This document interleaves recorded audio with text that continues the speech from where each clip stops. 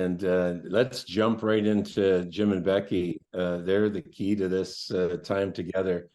And it's funny, as Jenny and I were looking, Bekki, at Jim's career, there's a lot of white hair between the two of us. We're pretty much in junior hockey at the same time, at the NHL level at the same time, and of course, Jim continues as an NHL GM. So Jenny, do you want to start us off? I sure do. You and Bekki can have some fun. So my big questions always revolve around the family. First of all, Bekki, tell us how many kids you guys have. And we have 3 children. 2 married. The youngest is dating, not to. As we talked earlier, we don't ask questions. Got it. And then we have 5 grandchildren, all of whom are in Michigan.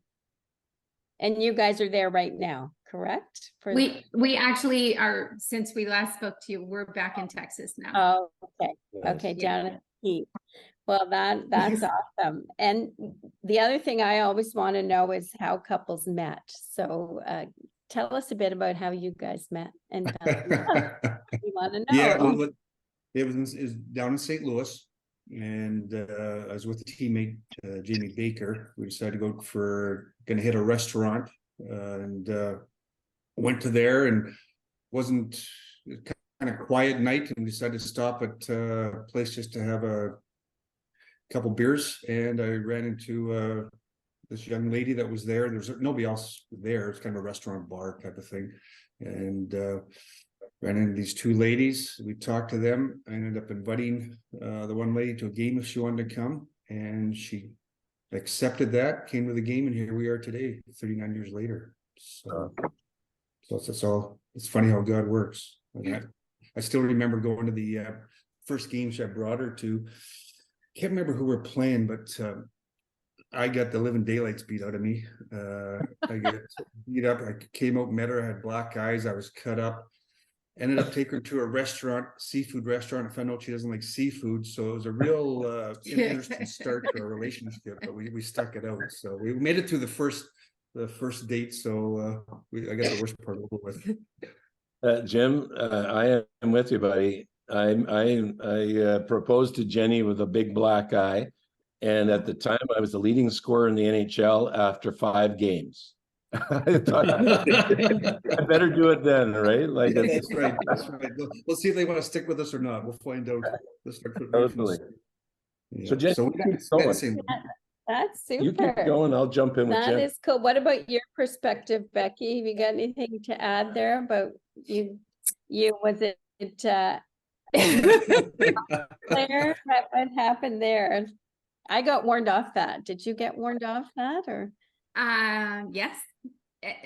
So I want to back up to the other story, because usually when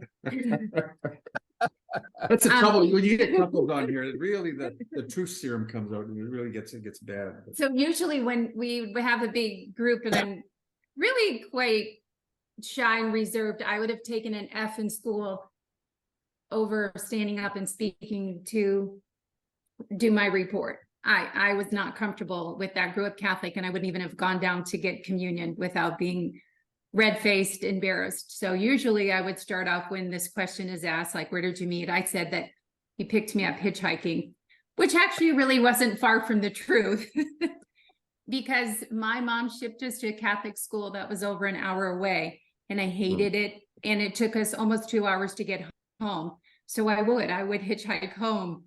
And then when I met Jim, and he'd say, you would really do that? And he practiced with the St. Louis Blues, like a couple miles from where I was. So chances are we really should have met that way first, but it's not how it happened.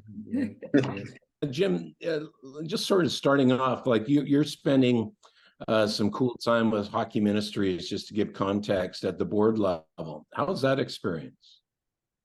Well, it's an honor. When Donnie asked me to join the board, I was out there doing the hockey schools, really enjoying that. And then Donnie asked me to join, and it's been great, just the people involved, the mentorship part of it, the leadership part of it. And when you get to that next level and understand what has to take place, and what they've done, where they started from, you start to hear the stories, the Muskegon stories and the Kalamazoo stories and all that, where he started. And it's a real compliment. It's been great to see how God has worked, what they've done, and then to see the people involved that have made it what it is today, and how they've touched so many lives. Beautiful. What about your faith journey? Maybe starting with you, Bekki. How did you encounter God and Jesus, and tell us your story a little bit. I grew up in going to Catholic church, so it really, even though the foundation of knowing there is a God and believing and having that structure, it was a lot of structure in attending Catholic school and church, sit, stand, kneel, pray, this prayer. But I had met somebody along the way who was a born again Christian, and I didn't understand that term at first. And when Jim and I experienced this early on in our dating, because he was living with three guys. One was a born again Christian who wasn't drinking, wouldn't swear, whatever. Another was a born again Christian, was not living so he was just as confused by that term as well. So then I come along and I am speaking of the same thing. But this person that I had met had started talking to me about a relationship with God. And so that's where it started for me. And I didn't have Bible studies or any other thing to go to. So I was just went into the bookstore and bought a Bible and just started reading, and that just transformed me. Very cool. Very cool. Jim, how about you? Well, it's been a long journey. I always talk about how, we talk about how God, he's got patience. He had patience with me. I always considered myself, I believed in God, but I had no idea what that meant. I knew, I went to church, a small town out in Alhan, Alberta, small farm town, went to church. Didn't really want to go. I'd rather be outside playing hockey, street hockey and snowmobiling. But my parents forced me to go to Sunday school, and they did all that. And, along the way, go through the journey, fast forward, the Bible was totally foreign to me. Like if I walked into a house and somebody had a Bible sitting there, like I said, I kind of backed off. And even if I opened up a Bible, sit in a hotel room, opened up a Bible, we're in hotel rooms all the time. I had no clue what that meant.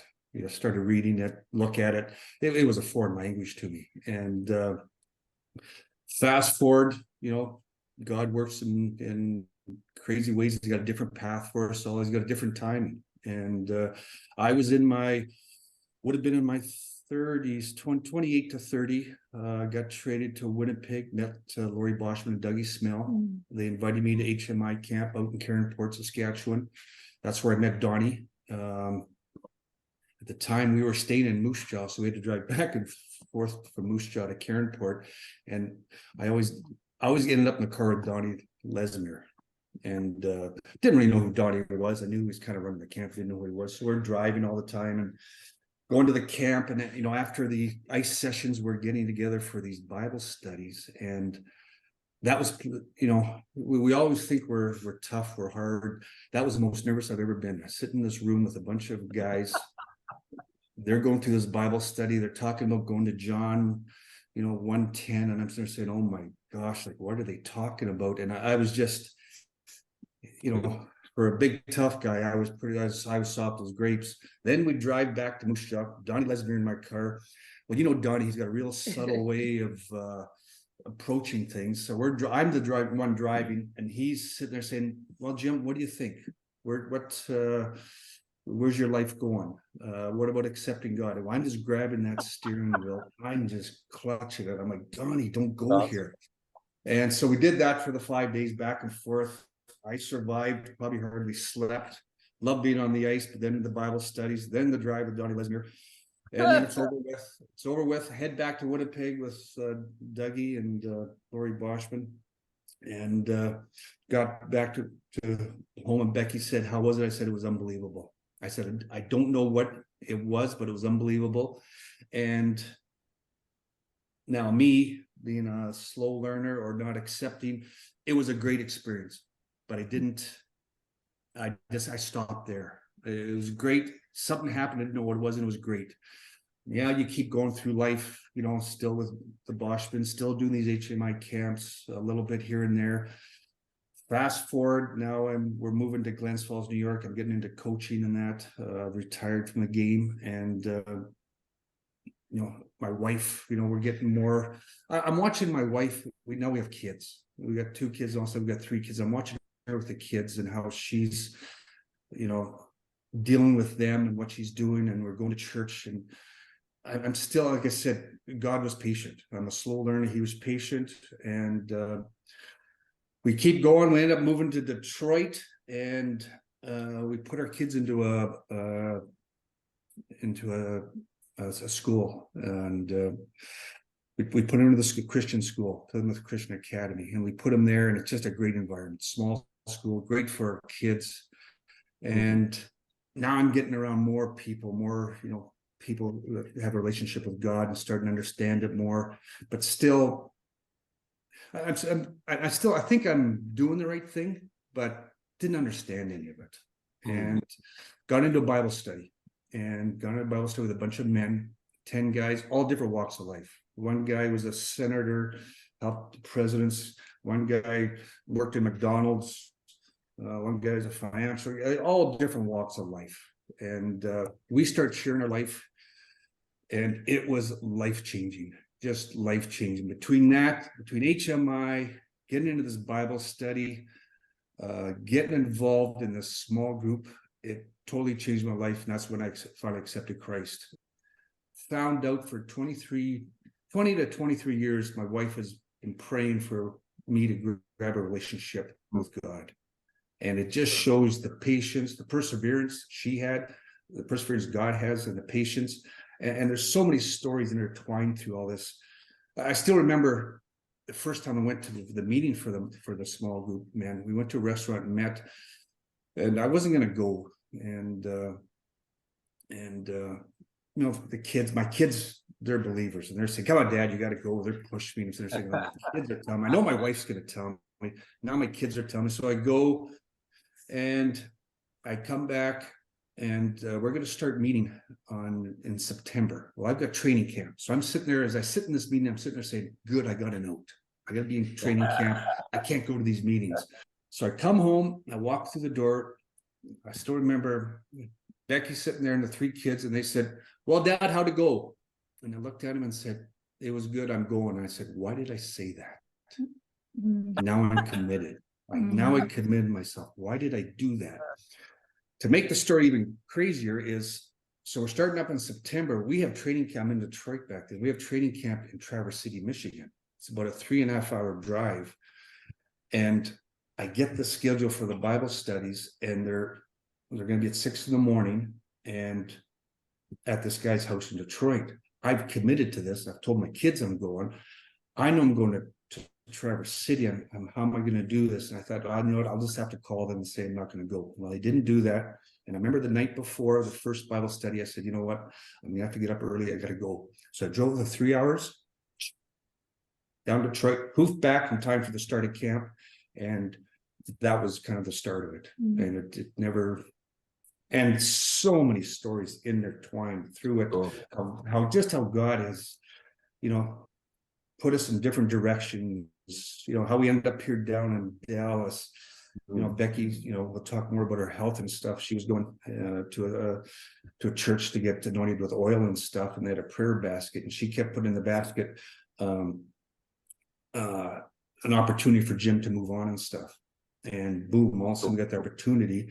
And we're in a great situation in Detroit. Things are good there. The Illich family's great. We got great church, great people and stuff. All of a sudden I get this job offer to come to Dallas, and I just looked at Becky and said, Becky, I don't think we should go. You know, when your health and everything else, she looked at me and said, we're going. And put your Sweet. name in the Girl, Becky. I said, I've been putting your name in the basket, and God is directing us to go there, and boom, here we are. That's I awesome, love Jim. it, Becky, that you were a praying wife through that amazing time. And we want to make sure, we want to hear about your journey though, your health journey. If you could share that with us too, because I know that's been a huge part of everything here.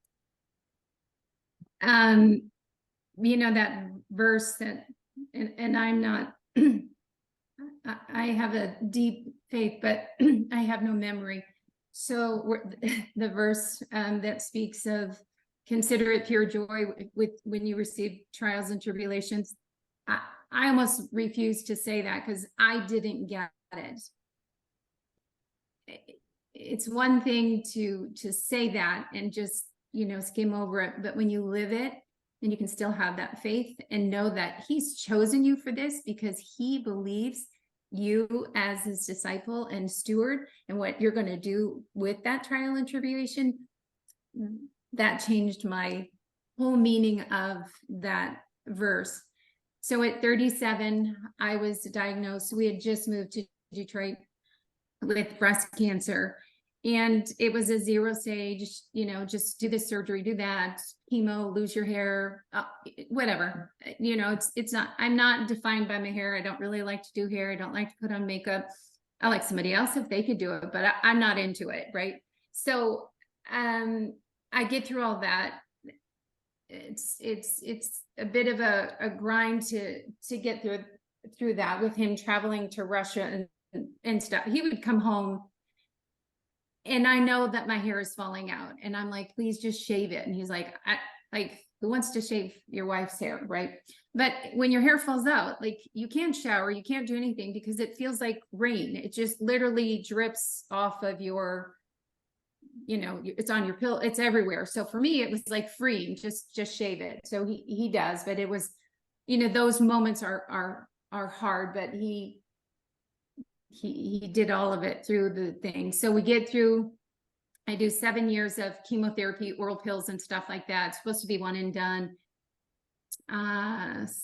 6 or 7 years later, I'm having more physical discomfort. I can't figure out what it was. I'm never thinking cancer again. And it took 9 months for someone to diagnose with the cancer that I am still fighting, and that's stage 4 metastatic breast cancer that went into my bones and my liver. So it was my rib cage, my shoulders, and my liver is severely damaged. So being really not non-drinker and all this, like when the liver specialist, and we just did this, you know, 6 weeks ago, I had a procedure to band some of the veins in my liver. And he has never seen these pictures that I had taken almost 13 years ago. I said, hey, I just want to show you this before you go in. I want to show you what an endoscopy looked like 13 years ago when they diagnosed the cancer. I'm hoping he's going to say, yeah, you know, you just always hope for something different. And it's like, hey, that cancer is gone or whatever. But he walked out. He'd never seen anything so bad. And he has said to me at other times, you know, anything that I say to you is that it doesn't make sense. We've never seen this in school. I don't know how you're living, so just keep doing what you're doing. I know that when those things are said, that it is truly God's will for me to be here. And my purpose is to reach those that are not reached and have never heard. And we think that everybody hears God's name, but just like Jim, like he heard God's name. You know, not just him, but we know people hear, but to have a relationship with him is different. And that's why I know that God is still using me and keeping me here for his will. So I continue to battle. I do chemotherapy pills every single day, plus infusions every 21 days. I have you know, I don't, I get to do that. You know, I sometimes say I have to, or this or that, but I get to do that because God has blessed me. And so that's where we're at. I'm going to have another surgery today, this afternoon.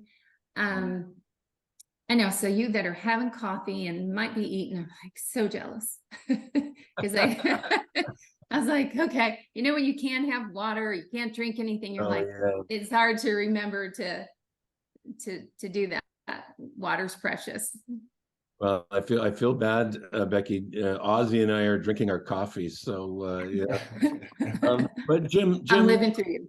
Yeah, Beautiful. Jim, it's bring us home. And finally, Jim, how's it been as a couple? I mean, you know, you don't live these things alone. Becky's been through so much. You're an NHL GM. I mean, how has, you know, all of that sort of come together with, you know, has it grown your faith? Obviously, it's brought you together. Oh, yes. Well, it's brought us together, and it's grown our faith. Yes, just, you know, we always talk about there's a light out there. She's been my light, and to watch her around people, how she's touched lives, and that, you know, how she's touched our children. You know, we're out there. You know, we're in the work world doing our thing and stuff, and to see what she's done. Like I said, it starts with our children. They have the Lord in their heart. They're passing on to our grandchildren. Mm-hmm. That's such a gift. And you know, sometimes you think you're having a bad day. It's really not that bad. Mm-hmm. And you come home and see, you know, what she's doing, how she's touching other people's lives. And you know, I know there's people on this call. We've all got stuff going on. And but just to go on this journey, have somebody go on the journey with and be with it, it's just like I said, she changed my life. I don't know where I'd be. I deal with things different. Between experience, God, faith, and age, you learn to deal with things different, and she's been a big part of that. And it's not her; it's God putting her in my journey, and realizing that, and then making sure we do that next step. Now it's you know, he's asking us to go out there and touch, much as everybody is here. We're on this call together because we want to touch other people's lives. Beautiful. And that's the best part of it. And you know, we're in a, you know, I'm in a business that's very competitive. It's and there's a lot of dark in it, I guess. You know, we lived it. Everybody on this call, we've lived it a little bit, but it's been a great game to us all. It's brought us all together, and that's kind of my attitude now, is can I be a light? You know, in my office, I got great people around me, and we're touching them. But Becky's done Bible studies in our office. You're just trying to touch people's lives any way you can, and it's changed my focus on, yes, I'm a general manager and do the best job I can. It's no different than we're hockey players, but you start to realize that he gave us a platform. Let's make sure we use it, and I got to use that platform now. And that's kind of what keeps me going, is, you know, when I'm sitting there having my pity party time, I'm like, hey, just relax. Remember what the big picture is, where we're all heading here. And it's great, you know, just to be on this call. It's great. I'm just looking right now, see Mike Crombeen. Mike was a big part of my first year in St. Louis. Mike, great to see you. He was one of those shining lights. He had something. Him, Eddie Kia was there, who's unfortunately passed away. He was another guy. They had something, and you'd sit in the dressing room and say, boy, they've got something. They're so relaxed. They're so in control. They got things figured out. What do they got? Well, I get back to it. I didn't know back then what they had. I understand now. Mike, it's great to see you there. So that's all part of the journey. Now you two are the shining lights. Thank you. Well, there's a lot of shining lights out there. We all are, and we're all doing our bit. And like I said, it's great to see everybody again. My light is through my sickness, right? Everybody has a different way, and it sounds maybe terrible, but I don't look at it that at all. And I have just a tremendous amount of joy and peace, and I'm thankful. Awesome. Wow. Amen. Becky, Jim and Becky, thank you for sharing your story. Boy, and that's just such a powerful way that God intersected you know, your lives and all of our lives on this call.